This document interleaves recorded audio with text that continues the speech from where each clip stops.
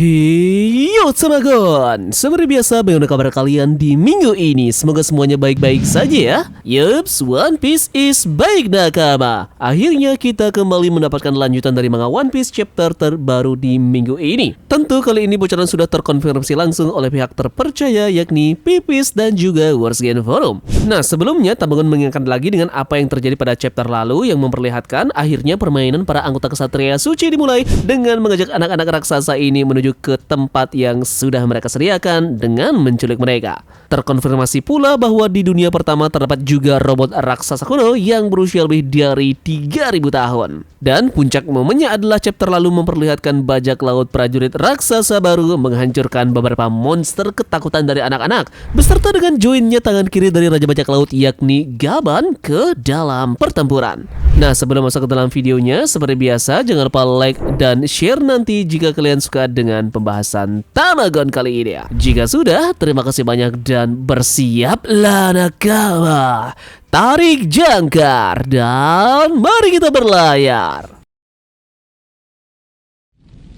Di minggu ini kita mendapatkan dua cover, yakni Color Sprite dan juga cover story. Di cover story, Ulti terlihat memeluk Penguin setelah Yamato menyelamatkannya. Sementara itu di Color Sprite sendiri digambar oleh salah satu staf anime One Piece. Terlihat bajak laut tepi jerami sedang menonton episode terbaru Egghead Arc.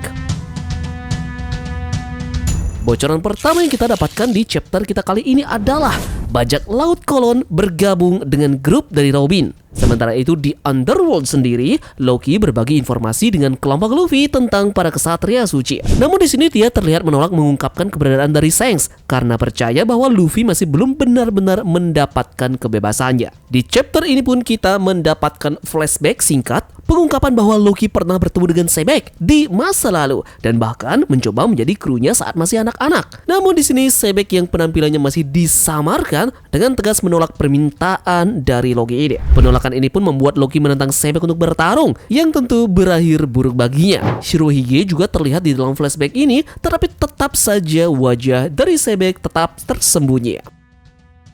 Di sisi yang lainnya, Loki pun mengagumi Sebek seperti Luffy yang mengagumi Shanks dan percaya dia lahir di era yang salah karena tentu dia ingin tumbuh dewasa dan menjadi bagian dari kru bajak laut Rocks. Luffy kemudian memberi Loki beberapa daging untuk menyembuhkan lukanya. Dia sedikit baikan tetapi belum sepenuhnya pulih total. Dan kemudian di sini pun terlihat Jinbe juga yang menghentikan kebakaran yang disebabkan oleh Loki. Chapter ini berakhir dengan munculnya Gunko di kapal Sfar berdiri berhadapan dengan bajak laut Kolon.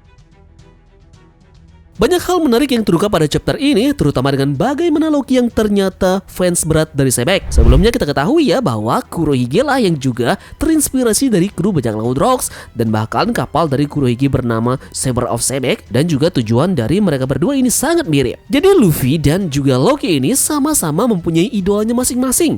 Luffy idolanya adalah Shanks, sementara Loki idolanya adalah Rocks de Sebek. Loki juga mengatakan bahwa jika Luffy membebaskannya, dia akan membantunya mengalahkan kru bajak laut manapun yang dia inginkan. Nah, sepertinya tampaknya ada jalur tabrakan dengan bajak laut Kurohige dan Kurohige ini memiliki hubungan dengan Rocks dan bergabungnya Loki akan membuat pertandingan 1 lawan 1 antara Straw Hat Pirate dan juga Kurohige menjadi seimbang. Jadi akan sangat menarik ya jika Loki ini akan membantu Luffy untuk menghancurkan bajak laut Blackbeard nanti ya.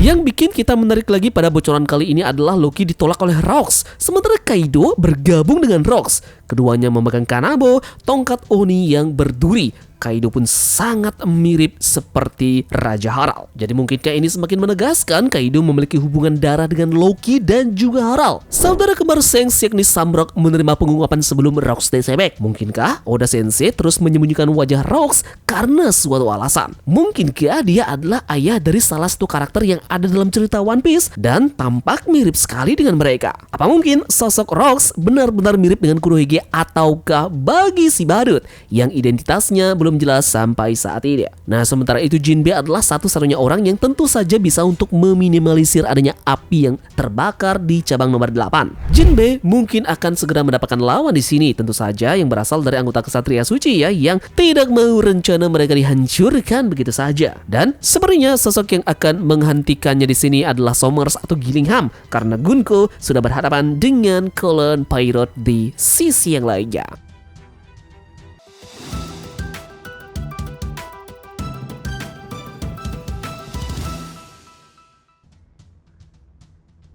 Seperti biasa, ada beberapa informasi menarik seputar One Piece di seminggu belakangan ini. Informasi pertama terkait dengan live action yang diadakan oleh Netflix terkait dengan One Piece. Taz Skylar, pemeran Sanji dalam adaptasi live action Netflix ini, baru-baru ini membagikan bocoran menarik mengenai One Piece season keduanya. Dalam wawancaranya dengan Numero, Skylar menjanjikan bahwa musim kedua ini akan menghadirkan aksi yang lebih intens dan juga set yang jauh lebih megah dibandingkan dengan sebelumnya. Seri live action One Piece diproduksi oleh Matt Owens dan juga Steven Maeda berdasarkan manga legendaris karya Eiichiro Oda. Kabar mengejutkan untuk season keduanya ini adalah Owens memutuskan untuk mundur setelah season kedua guna fokus untuk kesehatan mentalnya. Ini dia lakukan setelah bekerja tanpa henti selama 6 tahun di dalam proyek ini. Jadi meskipun produksi musim kedua telah selesai sejak Desember lalu di Afrika Selatan, Netflix belum mengumumkan siapa lagi yang akan menggantikan Owens jika serial ini diperpanjang ke musim ketiganya.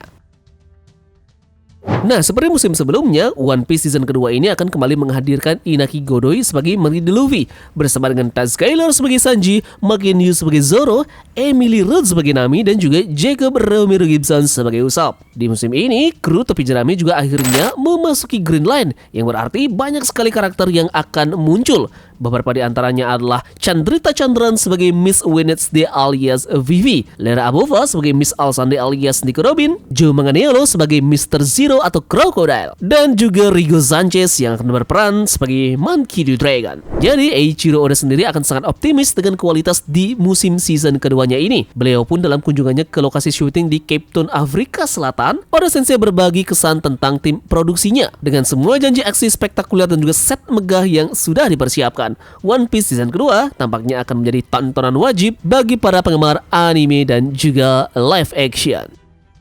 Franky akan segera mendapatkan peningkatan kekuatan di Elbaf. Franky sejauh ini terbukti sebagai karakter yang kurang mendapatkan perhatian di negeri Elbaf maupun di Aegean sebelumnya. Nah, melalui karakter inilah Oda Sensei telah mengungkap beberapa plot twist terbesar dalam cerita ini. Ketika bajak laut topi jerami berpisah di negeri Elbaf, Franky pergi bersama Ripley untuk menjelajahi pohon Adam. Oda Sensei memamerkan mural Harley kepada kita melalui karakter Franky, dan ini sudah jelas memberitahu kita bahwa peran dari Franky di Elbaf sangat penting nantinya. Kita kemudian melihat dua kelemahan terbesar di Elbaf melalui Franky, yakni api dan juga petir. Dan akhirnya di One Piece chapter 1144, Oda mengungkapkan fasilitas sains di Elbaf dari 3000 tahun yang lalu. Menurut Ripley sendiri, inilah yang paling ingin ia tunjukkan kepada Franky. Dan ini artinya bagian ini akan menjadi bagian paling terpenting dari diri Franky dan akan terkait langsung dengan peningkatan kekuatan besar baginya.